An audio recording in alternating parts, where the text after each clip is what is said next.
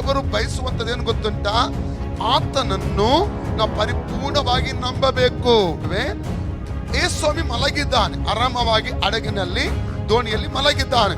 ಅಂತ ಒಂದು ಸಂದರ್ಭದಲ್ಲಿ ಅವರ ದೋಣಿಗೆ ಎದುರಾಗಿ ಬಿರುಗಾಳಿ, ಅಲೆಗಳು ಬೀಸುವಂತದನ್ನು ಅವನು ಕಾಣ್ತವೆ. ಬದಲಿ ಶಿಷ್ಯರು ಏನ್ ಮಾಡ್ತಾ ಇದ್ದಾರೆ?